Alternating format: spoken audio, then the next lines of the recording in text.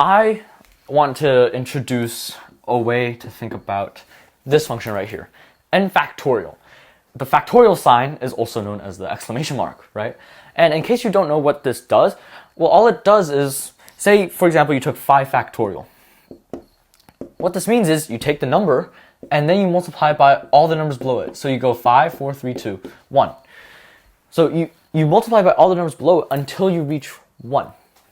And then from there, you can just compute the number, which is 120. So therefore, 5 factorial is 120. Now, the same deal works for all other numbers that you can think of, right? 2 factorial is just 2 times 1. 6 factorial is 6 times 5 times 4 times 3 times 2 times 1. However, what happens if I asked you, what is 1/2 factorial? Now you can't apply the same intuition of just multiplying by the numbers underneath until you get to 1. And why is that? Well, it's because if you keep multiplying by a number that's 1 less, you're never going to reach 1, right? You're going to get 1/2 times negative 1/2 times negative 3/2, and it's not going to converge to any number. So today what I want to do is to find a better way to think about this. I want to take the factorial function, and instead of just allowing you to only input positive natural numbers where this sort of thing makes sense, I want to extend that to all numbers, where we can, of course.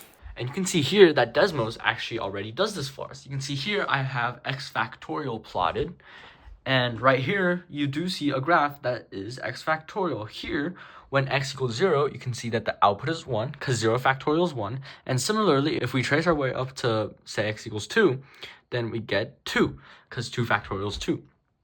And say we went to 4 factorial, we get 24 right here, because 4 factorial is 24.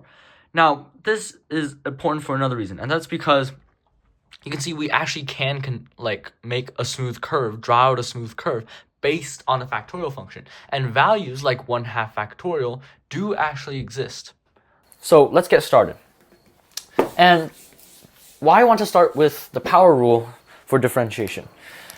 Recall that when you differentiate something that looks like x to the nth power, what happens is you take the exponent, you drop it down to the side, and then you reduce the power by 1, so you get n minus 1. That's very basic, right? So let's try to do this over and over again and see what happens. So let's call a function f, and let's call it x to the nth power. When you take the first derivative, right, f prime, you get, you drop the n down to the side, and then you reduce the power by 1, so it becomes n minus 1. Okay, take the derivative again, f double prime, the n is going to stay, and then you have this. Apply power rule, you take n minus 1, which is the current power, drop it down to the side, you get times n minus 1, and then the power goes down by 1 again. So now you have n minus 2. And then if you want to take another derivative, f triple prime, the n times n minus 1 is going to stay. That's just your constant coefficient, right? You're going to drop the exponent down to the side, n minus 2, and then you're going to reduce the power by 1. So that's going to get you x to the n minus 3. So you can see what's going on here. If n was 5, then this would just be 5 times 4 times 3. Right? You're multiplying numbers that are 1 away from each other. And that's exactly what's going on with the factorial function. The factorial function, you're also multiplying a bunch of numbers that are next to each other until you get to a number that you stop at, and that's n. Okay, so we can connect this to this. But before we do that, I just want to have a rule to refer to for how many derivatives. Okay, so let's take a look at the kth derivative, right? Just any number k, positive natural number, of course. So I'm going to use this as the notation for the kth derivative of f. Now, of course, you're going to have n times n minus 1, so on, right? So I'm going to put this down, and then dot, dot, dot. Okay, and what's the last coefficient before you have to put the power down? Well, here, where this double prime, I'm going to write this as 2. When you have the second derivative, then you end with n minus 1. And here, when you have the third derivative, you end with n minus 2. So you can see this number right here is always 1 less than which derivative you're taking. So when we're taking the kth derivative, you take n minus, and then the number we're subtracting is going to be 1 less than k. So k minus 1. And then finally, we're going to have the power term. So we're going to have x, but to what power? Well, this is n minus 1 for the first derivative, n minus 2 for the second, n minus 3 for the third, so it should be n minus k for the kth derivative. So this is the rule that we're going to be referring to. Next, I want to make the connection back to the factorial function, okay? So remember that n factorial is equal to 1 times 2 times 3, and then so on, until you get to eventually n. Now, we can't apply this power rule thing directly. And why is that? Well, you see here for power rule, you start with a number and then you decrease as you take more derivatives, right? So the power rule right here is decreasing coefficients. But the factorial right here is increasing coefficients from 1. Here you're decreasing from n down to whatever, whichever derivatives you're taking, and then here you're starting at 1 and then going up to n. So here the order of the coefficients should be increasing. You can kind of think about it like that. So how are we supposed to apply this? Well, notice what happens when you put n equals negative 1. When you have n equals negative 1, then let's take a look, right? Let's say f of x equals x to the negative 1, just for example. Well, when you take the first derivative, what happens? The negative 1 drops down to the side, and then you have the power, you subtract 1 from the power, so now you have negative 2. Okay, you take the derivative again, you get the second derivative, negative 1, that's going to stay. You're going to drop the power, that becomes negative 2. And then x to the negative 3. Okay. Well, let's take another derivative just to make sure we really know what's going on. Third derivative. The negative 1 and negative 2 factors are going to stay. You're going to drop the negative 3 and then have this be x to the negative 4, right? This power is 1 less than that power. So you can see what's going on now. This looks much more like the factorial function, and we're still using this power rule thing. The one difference is the fact that we have negative signs in all of these. So why don't we just factor them out? But before we do that, I want to write like a general rule for whichever derivative of f we're trying to take. So let's call this once again f and then the kth derivative. Well, once again, remember, this right here is just power rule. So let's just refer to this guy right here that we came up with earlier. The kth derivative is just n times n minus 1, and then all the way down to this right here. In our case, n is negative 1, so we have negative 1, and then n minus 1 is just negative 2, and then so on until you get to n minus k minus 1. So in our case, n is once again negative 1. We're going to subtract off k minus 1. So it's going to look like that. I'm going to move this out of the way. All right, but this negative 1 right here is going to cancel with this one right here once you distribute the negative sign in. So what you're really going to be left with is just this negative k.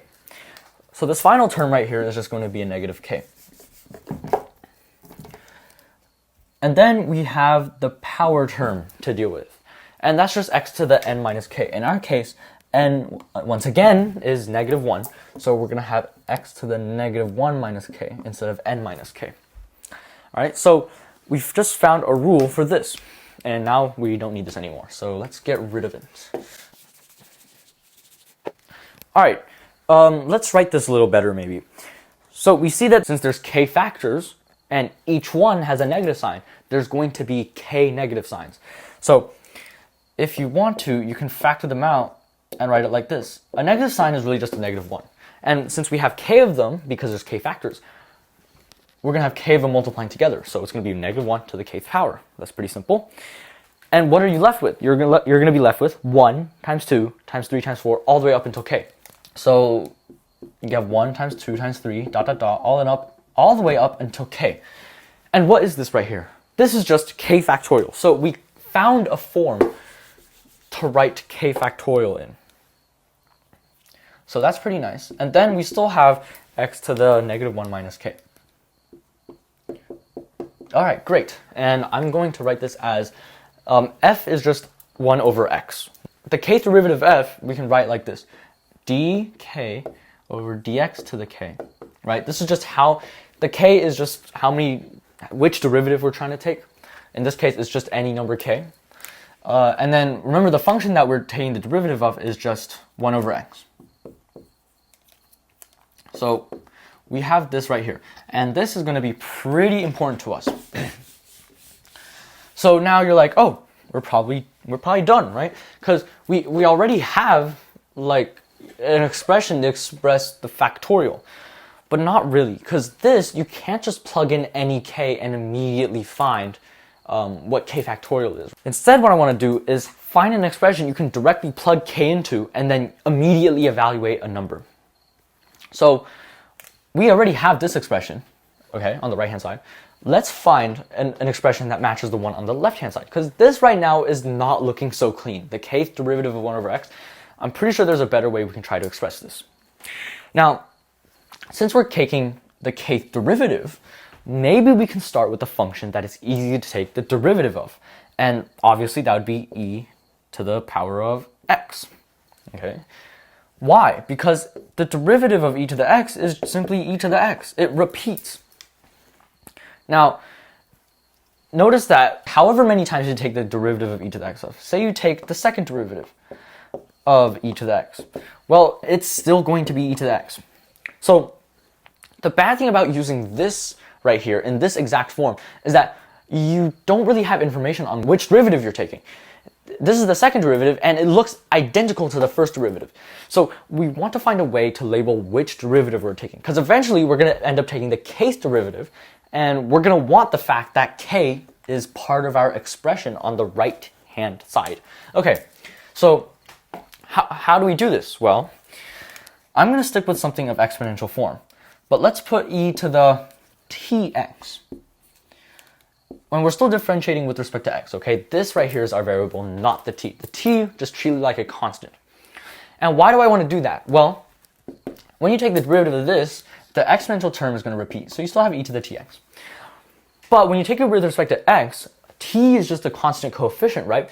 So by the chain rule, you have to multiply by the derivative of the top, which is tx. And the derivative of the top is just t, so you have to multiply by t. Okay, take the derivative again. So now let's take the second derivative of e to the tx. That's just the derivative of this. We already have this t hanging out the side. Once again, we have to take the derivative of e to the tx. And from earlier, we knew that all we really have to do is by chain rule, we multiply by the derivative of tx, which is once again t. So we have another t being multiplied on the side, and then the exponential term repeats. So what do we really have here? We have t squared e to the tx, okay? So t squared e to the power of tx.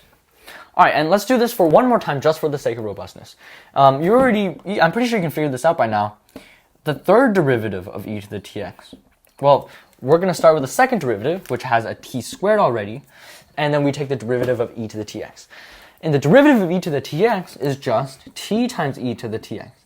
And obviously, these t's are going to combine once again. So now you have t cubed e to the tx. So you can start to see this rule popping out. The power of t always matches which derivative you're taking. If it's the second derivative, then it's going to be t squared e to the tx. If it's the third derivative, it's going to be t cubed e to the tx.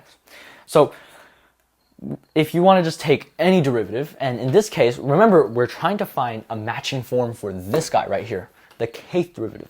So we might as well just take the kth derivative of e to the tx. So the kth derivative of e to the tx with respect to x, I think it's pretty obvious that the derivative matches the power. So we're going to have t to the k and then e to the tx. Okay, so that's great. We found a function where there's a nice and closed form for the kth derivative of this function. And we can now try to find a way to make this look more like this. How do we make that look more like that, right? Think about that.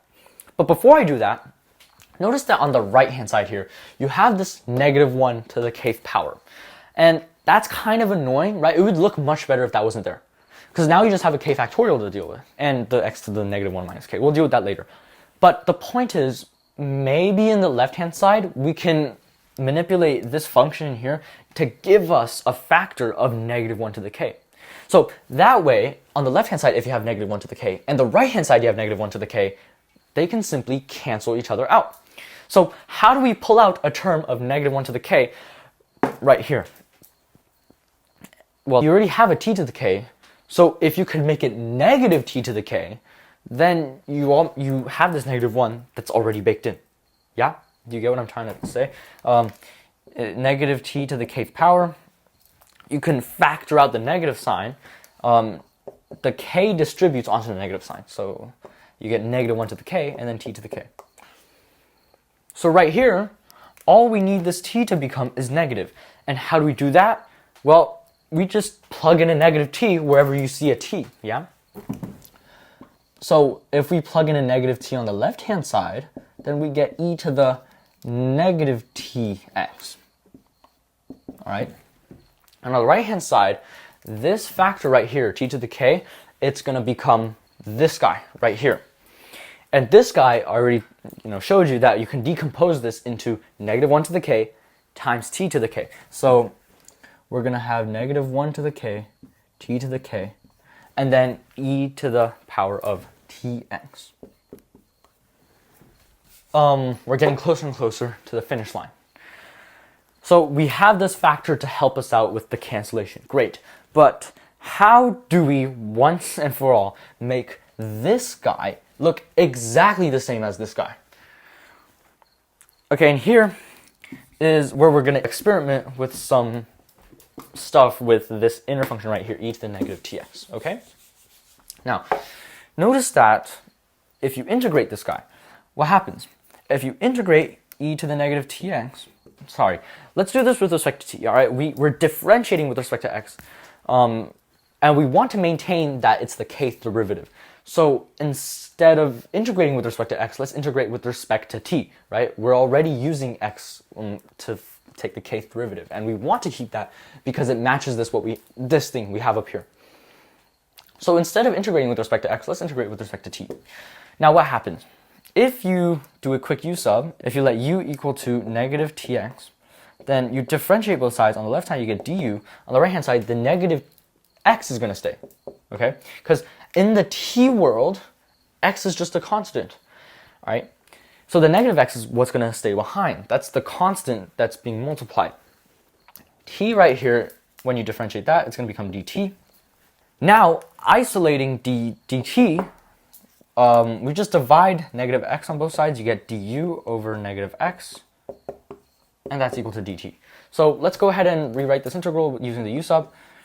You get e to the, this -tx, we just called it u. And then dt, we called it du over -x. Now, once again, this -x is just a constant. Let's bring it outside. So that's going to look like -1 over x. And then integrating e to the u, you're going to be left with e to the u. And remember, u is equal to -tx. So we're going to be left with this. Okay, so let's make some observations using this. And the observation is, we already have the target form. We have this 1 over x guy sitting here. And we also have this 1 over x guy, right, that we need to find. The one difference is that here you have a kth derivative and here you don't. But notice that we got this, right, from this expression that's already attached to the kth derivative. So we'll deal with that in a second. What I'm trying to say here is that this is almost our target form. We just need to find a way to get rid of this exponential term and also this weird negative sign going on. How do we do that? Well, notice that if you let t go to positive infinity, then you get something in the form e to the -infinity, right? If x is positive, that is. Well, right here, e to the negative infinity, that's just 1 over e to the infinity, which is 1 over infinity. And when the denominator gets really, really big, then like the value it represents, it's going to collapse to 0. So if we plugged in an upper bound of positive infinity, then here's what it's going to look like. We're going to have an upper bound of positive infinity. We're going to have e to the negative tx dt. Oh, and by the way, we're going to choose a lower bound in a second. Let's just call it a for now. What this lets us do is, this is the antiderivative, right? We're going to plug in infinity and a. As we discussed earlier, when you plug in infinity to t, the whole thing is going to get zeroed out. Okay, then you subtract off, and when you plug in the lower bound, which we just called a for now, then you get negative 1 over x times e to the power of negative ax. Okay, now we just want to choose a value for a that makes this exponential guy 1, right? If we let this equal to 1, then we're just going to be left with a positive 1 over x, because this double negative cancels out to make a positive. So you're just really left with this 1 over x. And how do we do that?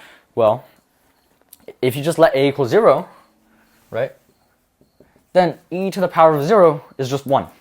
So pretty simply, if we plugged in a 0 for the bottom bound, the lower bound, then this whole integral is going to evaluate to 0, which is what happens when you plug positive infinity into the antiderivative, minus this guy right here. Except, remember, when you plug in the lower bound 0, then this exponential goes to 1, as we discussed earlier. And you're just left with this negative 1 over x, which is positive 1 over x. So that is exactly what you're left with. So right here, if you just take this function right here, e to the negative tx, and integrated it from 0 to infinity, you're going to be left with exactly what you have inside of that. Okay, so I'm going to do some rewriting, and then we'll come back and finish this off. Okay, so I wrote down the fact that we just discovered, this integral right here, and then I put down the expression we were just working with. And we still have to figure out this guy. I'm going to erase that, and I'm going to rewrite this because it looks a little bit messy. But I'm pretty sure at this point you can figure out what we got to do. To be able to make this equivalent to that, we just integrate both sides from 0 to infinity, yeah? So when you do that, when you integrate this guy right here, the derivative operator by Leibniz integral rule, which is something that you figure out in multivariable calculus, the derivative can be moved straight outside. So that doesn't affect much at all, okay? And you're still differentiating with respect to x. Now, the integral is going to have to be with respect to t, right? Because remember earlier, we discussed that it has to be with respect to t to be able to maintain the fact that this is the kth derivative. And you're integrating this function that's left over in here, e to the negative tx, and with respect to t. Okay. Now, on the right-hand side, you integrated the left-hand side from 0 to infinity with respect to t. So you're going to have to do the same to the right-hand side. Integrate from 0 to infinity, and I'm going to copy all this down. Now, first of all, notice that this negative 1 to the kth power is just a constant. So we're going to move this negative 1 to the k outside and integrate from 0 to infinity. And then what are we left with on the inside? Sorry, this is supposed to be negative tx. Well, we're just left with this portion that's left over. T to the kth power e to the negative tx. And then, sorry, this is with respect to t. Okay, so remember on the left-hand side, this inner integral, it's just that guy. We earlier found that it evaluated to 1 over x. Okay, so the kth derivative of 1 over x is equal to that right there. Negative 1 to the k times the integral from 0 to infinity of t to the k e to the negative tx dt. Alright, and there we go. We found an equivalent form for this in terms of something that looks just a little bit better, okay? Let's go ahead and, since we know this is obviously equal to that, right? Let's equate the right-hand side of the two. So let's write that down first. We have negative 1 to the k, k factorial, and then x to the negative 1 minus k. On the right-hand side, you have negative 1 to the k, integral from 0 to infinity of that thing, t to the k, e to the negative tx dt. And there you go. This is your relation, and we're now going to be working with this and try to isolate k factorial. Alright, so I just copied what we had down here up here. Now we're going to isolate this, okay? Keep your eyes on this. Alright, so earlier, remember that we generated this term right here, negative 1 to the k, for the sake of canceling it with this guy right here. So after you cancel those out, you get that on the left-hand side, you still have k factorial, and then x to the negative 1 minus k. And this is equal to, you still have this integral right here, of t to the k, e to the negative tx dt. Finally, how do you isolate k factorial? Well, you want this other factor right here to just go to 1. And how do you do that? Well, you plug in x equal to 1. Because 1 raised to any power is still going to give you 1. Okay, so after you plug in x equals 1, what happens? Well, on the left-hand side, this factor, once again, it goes to 1, so you're left with k factorial. Right? On the right-hand side, you're still going to have this integral from 0 to infinity, t to the kth power, and then e to the negative t. And then this x, remember, we plugged it in to be equal to 1 to be able to isolate k factorial. So right here, the x goes to 1, you're just left with this, and then dt. So there you go. We just found an expression for the factorial function. And like I mentioned towards the beginning of this video, if you want a really simplified version of this, where it doesn't feel like discovering this, but more like proving it intuitively, then I linked my friend's note page in the description and in the card towards the beginning of the video. So go ahead and check that out. Say you wanted to find 0 factorial. You would plug in 0 into k and then evaluate the integral, which is much simpler than doing whatever the heck, taking the kth derivative of 1 over x. So yeah, that right there is a nice expression for the factorial function. But now, that was the meat of the video, right? Now here comes the bones. I'm going to introduce the gamma function, which is almost exactly the factorial function. It's just very slightly different. Gamma, I'm gonna put the argument as x, okay? This guy is equal to, you're going to see the same integral from 0 to infinity. You're going to see this t to the, now our input is going to be x, right? Here the input was k, here the input is x. And then we're going to have e to the negative t dt. So what's the difference? This is x minus 1. This is just k by itself. So if you plugged in x minus 1 into the factorial function, then you get the gamma, right? Because what happens is, based on this definition right here, the integral is going to stay. You're going to have t to the, now here there's a k, but now we're dealing with x minus 1. So where there's a k, we're going to plug in an x minus 1. And then we're going to have the e to the negative t dt. So right here we see that x minus 1 factorial is equal to this integral, and gamma of x is also equal to that integral. So therefore, gamma of x is equal to x minus 1 factorial. And if you just shifted the two arguments over by 1, you'll also find that gamma of x plus 1 is equal to x factorial. So that is the relation between the two functions. Now, a pretty good question to ask is, why do we make this shift? Recall the factorial function, right? How was it originally defined? 5 factorial, let's take that example again. Well, we had 5, so that's this number right here, times 4 times 3 times 2 times 1. Now, let's keep the 5, but notice that these terms out here is just 5 minus 1 factorial, or 4 factorial. So, in fact, right here, we just found a property. Instead of a 5, we could just plug in any number, right? So on the left-hand side, we can plug in an n. That would give us n factorial instead of 5 factorial. On the right-hand side, we have this 5 times 5 minus 1 factorial. If we just plug in an n where 5 is, then you're going to get n times n minus 1 factorial. So this is one property of the factorial function that we use to define it, it's the recursive property. And now you can directly shift this over to being in terms of the gamma function too. And that'll give you an insight into why the gamma function might be so important. N factorial right here. X factorial, same thing. It's just gamma of x plus 1. So let's put gamma of x plus 1 right there. Okay, and we're changing variables from n to x. So on the right-hand side, instead of n, let's put down an x. And then here, we have n minus 1, or x minus 1 factorial. We saw from earlier that this is equal to gamma of x.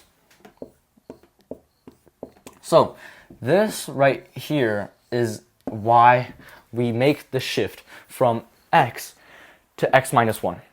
It allows us to have this nice recursive property.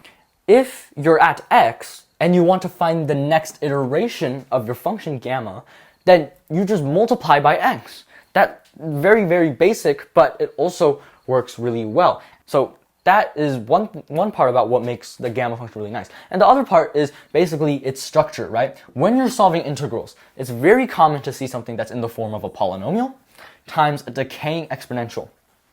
And this bound from 0 to infinity is also very common to find. This is another reason why you would use it. If you have a polynomial times an exponential, you can potentially use the gamma function to your advantage. And this is more common than you'd expect, simply because of how often you see a polynomial and an exponential inside of math. So yeah, that is the gamma function. That is how it's related to the factorial function. And that's why it's defined in terms of this exact integral right here. That's how this integral relates to the factorial function.